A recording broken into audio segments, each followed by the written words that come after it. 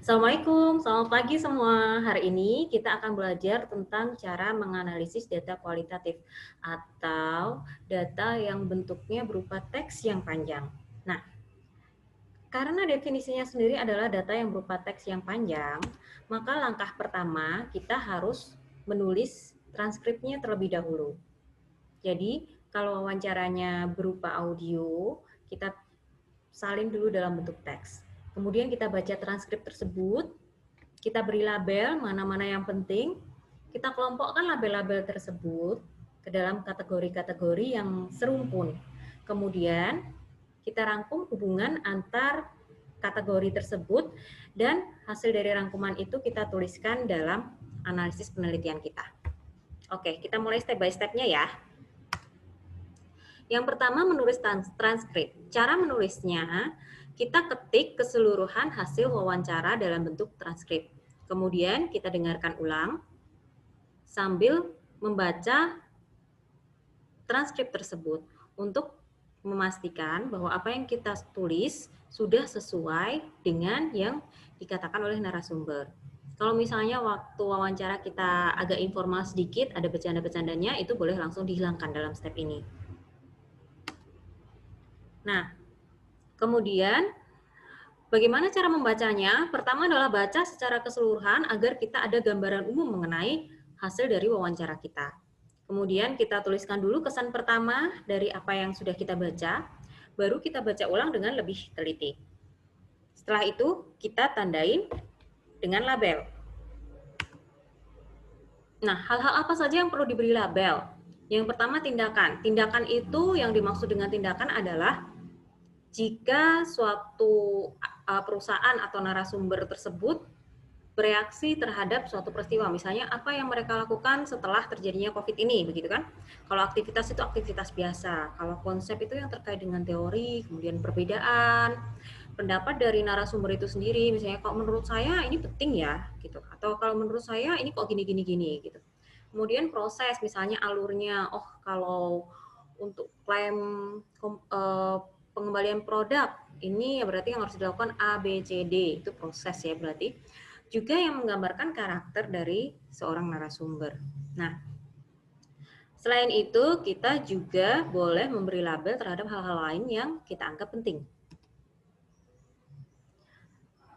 Biasanya tidak seluruh teks kita beri label.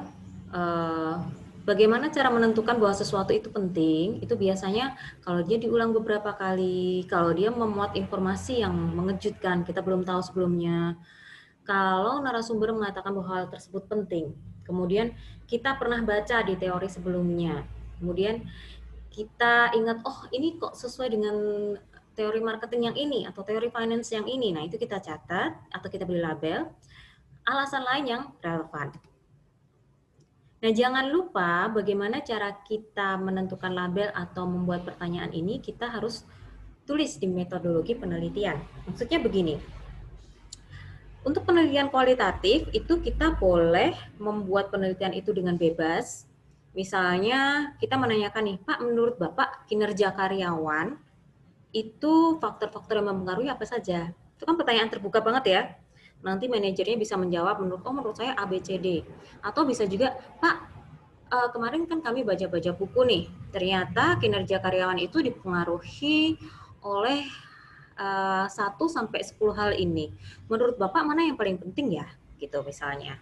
Itu berarti pertanyaan yang kita sudah mengarahkan teorinya apa. Kita sudah memberitahu bahwa oh ada teori yang melandasi ini, tinggal narasumber nanti mengembangkan dari situ. Nah, apapun yang kita pilih itu nggak masalah karena kan penelitinya kita.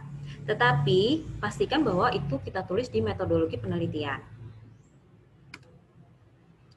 Kemudian teks yang sudah kita beri label harus kita kelompokkan dulu. Misalnya kalau tadi contohnya kinerja karyawan, itu kan ada motivasi, ada lingkungan, ada misalnya hubungan dengan karyawan lain, misalnya seperti itu. Nah, itu kita kelompokkan dulu label-labelnya apa saja. Misalnya yang masuk ke motivasi itu dari keinginan untuk berkembang, misalnya gitu. Atau dari role modelnya dia, nah itu motivasi sendiri gitu. Nah, Selanjutnya, label-label tersebut kan sudah kita kategorisasi. Itu harus kita urutkan berdasarkan tingkat kepentingannya, mana yang lebih penting, mana yang tidak, mana yang kira-kira mana yang A menyebabkan B atau B justru menyebabkan A, seperti itu. Nah, kita menentukannya tentunya dengan teori-teori yang sudah ada juga. Kemudian kita gabung atau kita rangkum hubungan antar kategori tersebut, bisa dengan gambar, misalnya dengan variabel, tetapi harus kita terangkan juga dalam bentuk tekstualnya. Nah, hasil penelitian itu atau hasil dari analisis kita tulis di bab 4, kemudian interpretasinya atau bagaimana cara kita mengartikan hasil dari data tersebut, hasil dari penelitian kita tulisnya di bab 5. Jadi interpretasinya misalnya begini. Oh, ternyata si A ini mempengaruhi B dari hasil penelitian kami. Hal ini sesuai dengan penelitian terdahulu oleh si ABC misalnya. Oleh karena itu, perusahaan harus melakukan ini. Misalnya seperti itu. Nah, sampai sini kira-kira paham ya?